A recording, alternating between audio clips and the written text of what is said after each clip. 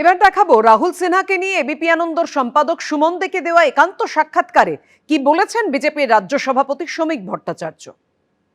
তুমি তো দিলীপ ঘোষ, রাহুল সিনহা, তোমার রাজ্য সভাপতি হওয়ার পর এদের আবার কার্যত মেন স্ট্রিম থেকে সরে গেছিলেন, আবার তুমি ব্যাক করিয়েছো। আমি ব্যাক করো না, সবাই বিজেপি এক, কেউ বাইরে নেই। হ্যাঁ, এটা সংলাপের মতো শোনালো, কিন্তু ব্যাক করিয়েছে সবাই।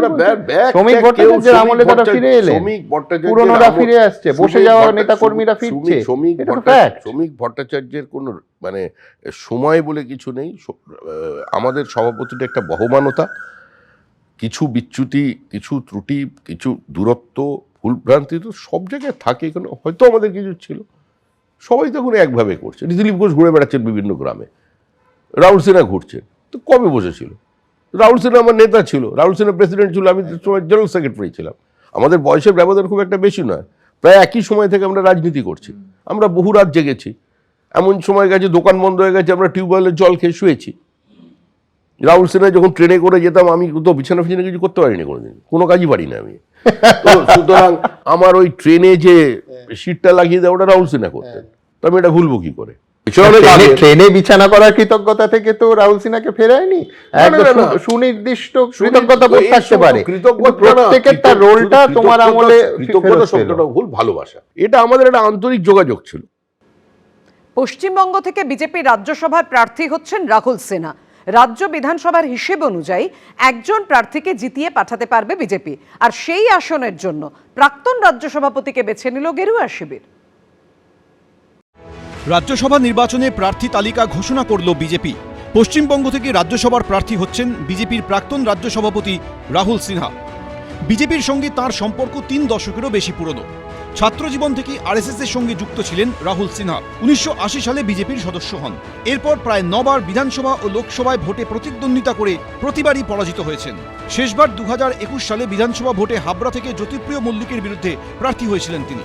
এছাড়া 2009 থেকে 2016 7 বছর রাজ্য বিজেপির সভাপতির দায়িত্বে ছিলেন।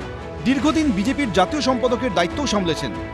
এবার তাকে রাজ্যসভার প্রার্থী করল বিজেপি। রাজ্যসভার ভোটে কোনো প্রার্থীর জিততে 50 জন বিধায়কের সমর্থন প্রয়োজন। বিধানসভায় বর্তমানে তৃণমূলের 220 জন বিধায়ক রয়েছেন, ফলে রাজ্যসভার 4 আসনে তৃণমূল প্রার্থীদের জয় নিশ্চিত। বর্তমানে বিজেপির বিধায়ক সংখ্যা 65, ফলে বিজেপির তরফে এক প্রার্থীর জয় প্রায় নিশ্চিত। সেই আসনের জন্য প্রাক্তন রাজ্য সভাপতিকে বেছে নিল বিজেপি। তৃণমূলকে ঘাড়ে করে আমরা তুলে আমরা নিজেদের সর্বনাশ নিজেরা করেছি। এই রাহুল সিনহার জন্য প্রাণ পেয়েছে, বিজেপির জন্য বলছি না, এই রাহুল সিনহার জন্য 26 দিনের ওই যাত্রা ওখানেই শেষ হয়ে যেত। অটল বিহারী বাজপেয়ীর বিজেপি আর আজকের বিজেপি এক নয়। তাই জন্যই আপনার দলের কম্পালশনে আপনি এসেছিলেন, কারণ আপনার মমতা বন্দ্যোপাধ্যায়কে দরকার ছিল। যদি সেদিনকে মমতা বন্দ্যোপাধ্যায় না থাকতেন, না সত্যব্রত মুখার্জি, জলু মুখার্জি তিনি কৃষ্ণনগর থেকে জিততেন, না দমদম থেকে তপন শিকদার জিতে মন্ত্রী হতেন। দুর্ভাগ্য এটাই যে আজকে যে বিজেপি, সেই বিজেপি আর অটলজির বিজেপির মধ্যে আকাশ পাতাল তফাৎ। এই বিজেপি বুলডোজ করতে চায় গণতন্ত্রকে। অটল বিহারী বিজেপিও হিন্দুত্বের কথা বলতো, কিন্তু তারা সংবিধানকে এভাবে প্রকাশ্যে খুন করতে চায়। অনেকেই বলছেন ছাত্রজীবন থেকে দলের জন্য নিরলস পরিশ্রম, বারবার হারের মুখ দেখেও মাটি কামড়ে পড়ে থাকা। দিল্লির রাজনীতিতে পাঠিয়ে রাহুল সিনহাকে সেই নিষ্ঠারী পুরস্কার দিল বিজেপি। 16 মার্চ পশ্চিমবঙ্গের 5টি আসন সহ দেশের মোট 37টি রাজ্যসভার আসনে ভোট হবে। পশ্চিমবঙ্গের পাশাপাশি দেশের আরও 9টি আসনের জন্য এদিন প্রার্থী ঘোষণা করেছে বিজেপি। বিহার থেকে রাজ্যসভায় পাঠানো হচ্ছে সদ্য সর্বভারতীয় সভাপতির দায়িত্ব পাওয়া নীতিন নবীনকে। বিজেন্দ্র সিংহ, উজ্জ্বল মুখোপাধ্যায়, আশাবুল হোসেন, এবিপি আনন্দ। যে খবরে আমরা ছিলাম যে রাজ্যসভায় বিজেপির প্রার্থী হয়েছেন রাহুল সিনহার, বেশ কিছু বিষয়ে প্রার্থী হওয়ার পরই তিনি মন্তব্য করেছেন। যেমন তৃণমূলের বাঙালি অস্মিতা নিয়ে প্রশ্ন তুলে দিয়েছেন, হিন্দিভাষীদের ভোট নেওয়ার জন্যই কি তৃণমূল 2 জন অবাঙালিকে রাজ্যসভায় প্রার্থী করেছে? প্রশ্ন তুলেছেন বিজেপি নেতা, আর এই প্রশ্নের পাল্টা জবাব দিয়েছে তৃণমূল। তৃণমূলের এই বাংলা স্লোগান এটা শুধুমাত্র লোক ঠকানো স্লোগান। রাজ্যসভা নির্বাচনে প্রার্থী ঘোষণা করল বিজেপি, আর এদিনই বাংলা বাঙালি অস্মিতা নিয়ে তৃণমূলকে কটাক্ষ করলেন বিজেপি রাজ্যসভা নির্বাচনের প্রার্থী রাহুল সিনহা। গত শুক্রবার রাজ্যসভা নির্বাচনে প্রার্থী তালিকা ঘোষণা করে তৃণমূল। তাদের একজন প্রাক্তন ডিজিপি রাজীব কুমার, আর একজন সুপ্রিম কোর্টের আইনজীবী মেনকা গুরুস্বামী। রাজীব কুমারের জন্ম উত্তরপ্রদেশে, আর মেনকা গুরুস্বামী হায়দ্রাবাদের বাসিন্দা। এদিন এ নিয়েই প্রশ্ন তুলেছেন রাহুল সিনহা। আজকে প্রশ্ন তৃণমূলকে করতে চাই যদি এতই হিন্দিভাষীদের প্রতি আপনাদের বিরক্তি, তাহলে দুজন হিন্দিভাষীকে করলেন কেন? হিন্দিভাষীদের লোভ দেখিয়ে ভোট নিয়ে তারপরে হিন্দিভাষীদের বলা যে আপনারা এখানে অতিথি। রাজীব কুমার এই বাংলার মাটিতে সার্ভিস দিয়েছেন।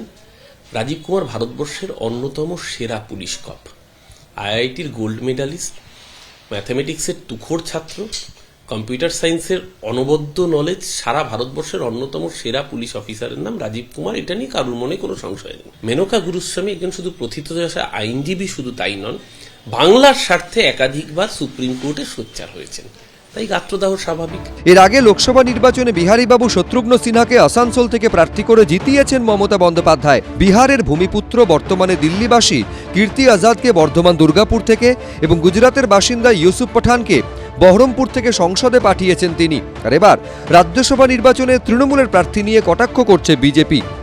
কোন সাংসদ নির্বাচন করে তখন লোকসভা নির্বাচনে বাইরে থেকে ধরে নিয়ে আসে হিন্দিভাষীদের দাঁড় করায় বাংলাভাষী এলাকায়। আর তৃণমূল কংগ্রেস তার মধ্যে বাঙালি, অবাঙালি, বাংলাভাষী, হিন্দিভাষী এই সমস্ত বিভক্ত করার চেষ্টা করে। আর কার্যক্ষেত্রে ওরা যে তার উল্টোটা করে প্রমাণ রাজ্যসভায় দুজন হিন্দিভাষীকে পাঠিয়ে। বিজেপি নেতারা এতটাই অযোগ্য এবং অপদার্থ, এবং এদের এইটুকু মেরুদণ্ড নেই। মুখে বলবে শ্যামাপ্রসাদের পার্টি, অথচ শ্যামাপ্রসাদের মাটি থেকে উঠে আসা নেতাদের সর্বভারতীয় স্তরে কোনো জায়গা নেই। একটা মন্ত্রী দিয়েছে, ফুল মন্ত্রী, সবকটা হাফ প্যান্ট মিনিস্টার। 16 মার্চ পশ্চিমবঙ্গের 5টি আসন সহ দেশের মোট 37টি রাজ্যসভার আসনে ভোট হবে। উজ্জ্বল মুখোপাধ্যায়, আশাবুল হোসেন, এবিপি আনন্দ, কলকাতা। ভাবনার অঙ্কে ভেসে নৌকো ভিড়বে কোন বন্দরে এসে, নীতির গীতি গেয়ে কারা কুড়োবে হাততালি, প্রতিশ্রুতির লজেন্স বিলিয়েও কাদের ঝুলি থাকবে খালি। হাওয়া কিন্তু গরম হচ্ছে ধীরে ধীরে।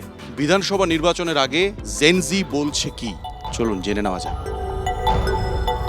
এই যে যুবসাথী প্রকল্প হয়েছে, একজন যুবক হিসেবে তোমার কি মনে হয়? এর গুরুত্ব অনেক, সারা ভারতবর্ষে কেউ করতে পারে। রাজ্য সরকার বেকার ছেলেদের জন্য ভেবেছে। একটা 1,500 টাকা একটা সাধারণ মানুষের একটা মাসে চলে। আমাদের যুবসাথী থেকে যে টাকাগুলো দেবে ওখান থেকে আমরা ফর্ম ফিল আপ করতে পারবো, সুবিধা হবে আমাদের। একটা পরীক্ষার ফর্ম ফিল আপ করতে কত টাকা লাগে আইডিয়া আছে? ওই ভাতার বদলে যদি চাকরি একটা আসতো তো সেটা আরো বেশি অনেক ভালো হতো। সবাইকে মনে হয় পঙ্গু করে দেওয়া হচ্ছে। এটা ভোটের আগে একটা পট্টি মারা ছাড়া আর কিছুই না। এই যে ভোটের আগে বিভিন্ন যে রাজনৈতিক নেতাদের যে ভাষণ হয়, তুমি কি উদ্বুদ্ধ হও এই ভাষণে? হ্যাঁ, তাদেরকে দেখে আমি উদ্বুদ্ধ হই। না, এটা তো উদ্বুদ্ধ হলে তো অনেক কিছু হয়ে যেত। হ্যাঁ, সেই কথাগুলো উনি রাখতে পেরেছে এবং তার জন্য আমরা খুব খুশি আছি। আমাদের মেয়েদের সেফটিটা সরকারকে দেখার দরকার। ক্ষুদ্র শিল্প না বৃহৎ শিল্প, কোন শিল্পটাকে আপনি জোর দিতে চান? বাংলায় তো কোনো শিল্পই নেই, একটা শুধু চপ শিল্প ছাড়া তো কোনো শিল্পই দেখা যাচ্ছে না। হ্যাঁ, সত্যি চপ শিল্প হচ্ছে একটা যদি শিল্প যদি মনে করি, তাহলে এই চাকরি চুরির বাজারে, এই দুর্নীতির বাজারে, তাহলে এরপরে কি স্কুলগুলোতে চপ ভাজানো শেখানো হবে? একের পর এক সরকারি স্কুলগুলো বন্ধ হয়ে যাচ্ছে, পর্যাপ্ত পরিমাণে শিক্ষক নেই। বাচ্চারা কি ভরসা স্কুলে যাবে, তার ভবিষ্যৎটা কি হবে? যার জন্যই স্কুল ছুটের সংখ্যা বাড়ছে। না, আমাদের এখানে এসব কোনোদিনই দেখিনি। যারা ছোট বাচ্চারা আছে সবাইকে দেখি নর্মালি স্কুলে যায়। রাস্তা তো বলারই বাহুল্য নেই, জল তো এখানে আসেই না। সহজ কথা সহজভাবে বলা, সবাইকে নিয়ে সামনে এগিয়ে চলা, এটাই তো আমাদের প্রত্যেকের একমাত্র লক্ষ্য হওয়া উচিত। আমরা শুনলাম বারুইপুর পূর্ব বিধানসভা কেন্দ্রের তরুণরা কি বলছে। এরপর আমরা অন্য জায়গায় যাব, অন্য জায়গায় ঘুরব, শুনে নেব তাদের কথা। আবার আমাদের সাথে দেখা হবে এই চ্যানেলেই, এবিপি আনন্দে। জেনজি বলছে কি, সঙ্গে থাকুন। এবিপি আনন্দ, এগিয়ে থাকে, এগিয়ে রাখে।